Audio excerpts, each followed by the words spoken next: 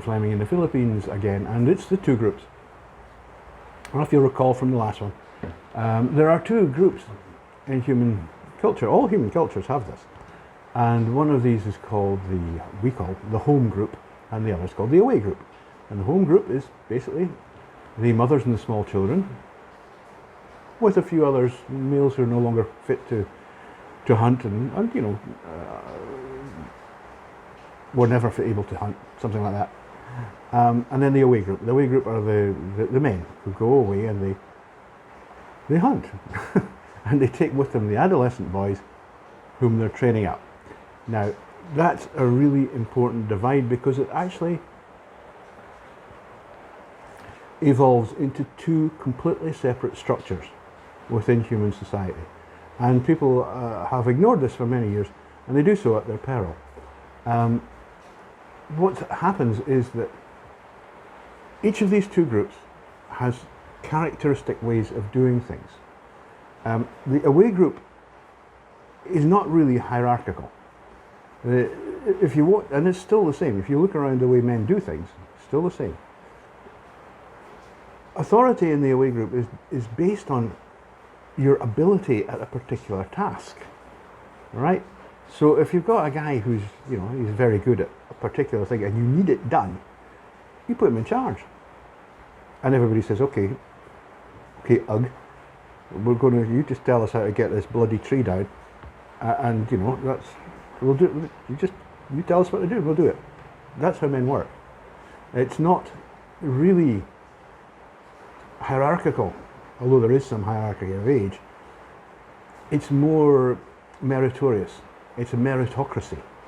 So what you have in the men group is a fraternal meritocracy. They see each other as brothers, and their status is very much how good they are at whatever they're trying to do. That's the away group. Now the home group isn't like that at all. I mean, all you have to be able to do to be part of the home group is draw breath, basically. But status in the home group is based on motherhood, right? Because it's built around children and mothers. So you get status in this group by being a mother, by being good at being a mother. And how did you get good at being a mother? You have lots of children successfully, and you bring them up. And so when you become a grandmother, you get even more seniority, right? Because now not only have the status of a mother, you've got daughters, right, who are producing children too. And if you go to any culture in Southeast Asia, and we'll do another, if we go to any culture in Southeast Asia, traditional culture, you will see this. That the traditional Filipino society, for example, is based on clans, right? There are nuclear families, but the head of the nuclear family is mum, not dad. Dad's away working. And so these nuclear families, these form into clans, which are organized and led by women. I mean, how would it be different? The men are all away hunting or working or whatever they're doing. Now, I remember I had 2017, it would have been, early 2017. I was staying in a village in Bulacan, not far from here. And I remember having a conversation. It was just run by women. You never saw any men. And I was like, what the hell's going on here? There's no men. And I asked a woman about it. She spoke very good English. And I was in the front of her sari store one day and chatting away. And I said, where's all the guys? Oh, she said, they're all away working, And I said, what, Manila? I said, well, some of them work in Manila. Some of them are in Malolos, which is a nearby town. And she said, some of them will be working in the fields, in their rice paddies. Some of them work abroad. Some of them are in the Emirates or elsewhere. It could be anywhere. Some of them are sailors working on ships.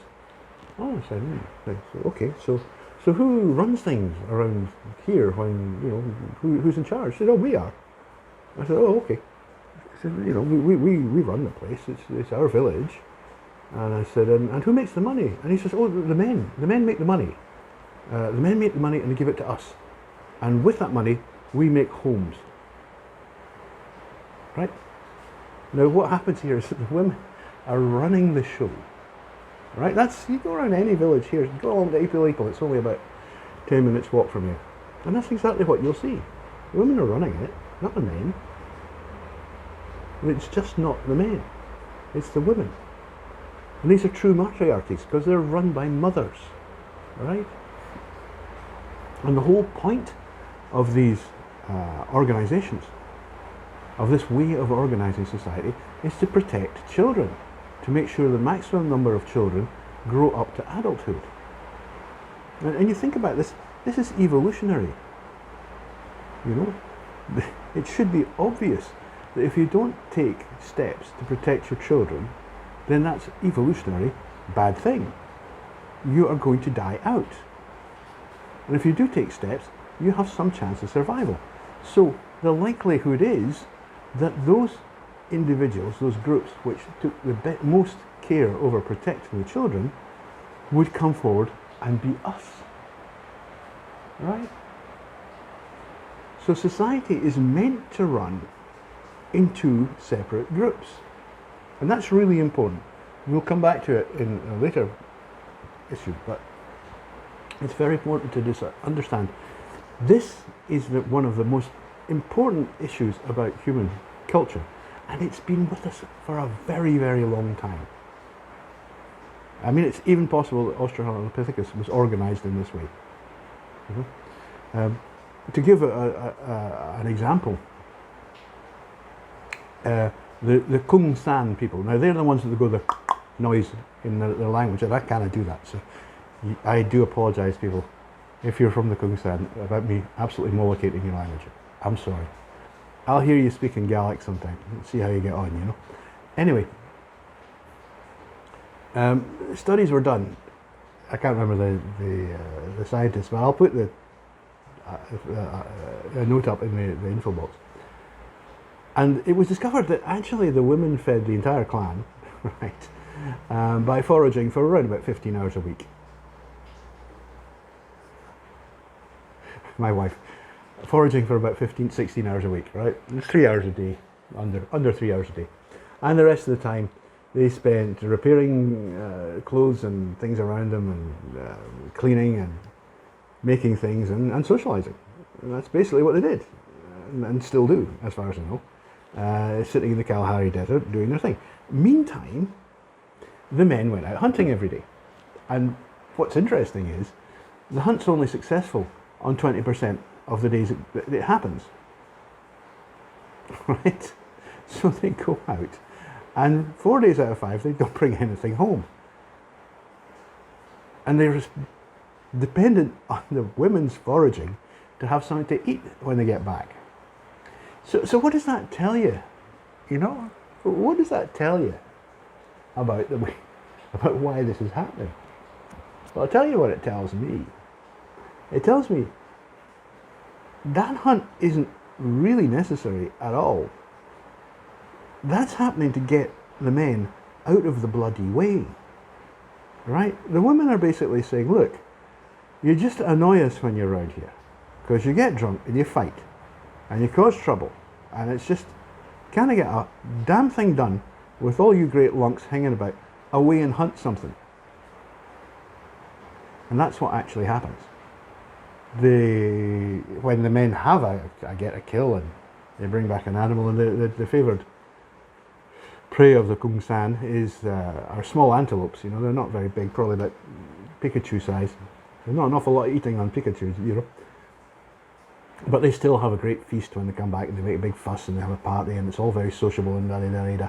And that's all part of the society, and that's lovely and wonderful. But it shows you that, you know, society isn't really quite what people make it out to be. You know, it's not all these great big chest thumping men saying, me go hunt now, me go hunt, get dinner. It's women saying, sod off, you're making the place untidy. And that's a fine way of running things, you know. I mean, we've all got mothers, or I had, and good God, how many of us have lost count of the times your mother said, away to the pub. You're annoying me, you know, or something similar. Look, away out to the shed and play with your bloody car, because I'm fed up with you, you know, making a mess in here. You know what I mean? And that's how women run the place. They always run the place. The whole feminist thing is predicated on a total bloody lie, which is the idea that men were ever in charge. They never were in charge.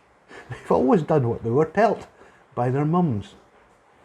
And going back to my village thing, once a mum gets to be a grandmother, she becomes what is known in the Philippines as a Lola, and she's in charge. And you'll find this in the Filipino clans. The Lola runs the accounts, you know. She deals with the tradesmen who have to come and fix the house. She deals with the kids and their schooling. She deals with arranging the family budget and making sure that everybody's got enough to eat. Deals with all that. Lola is in charge. All the men have to do is make the money and give it to Lola. If you remember, if you're British and you remember, there used to be an excellent program, a comedy called Bread, which was centred around a Liverpudlian family. I think it was broadcast in the 80s, maybe 90s. It was very well observed, you know. And what they used to do was that people come in, all the guys, and them with the daughters, and they'd come back, and they'd all be in mum's house, you know, and there was the little babies, and there was a Lola also, and they'd put their money into this jar on the table. Right? And this is happening. This is Britain in the 1980s, right? Put the money on the table. And that's it. And you know, mum says, oh, you want to go to the pub? Here, have a quid. Go get yourself a couple of pints. You know, the men don't have power.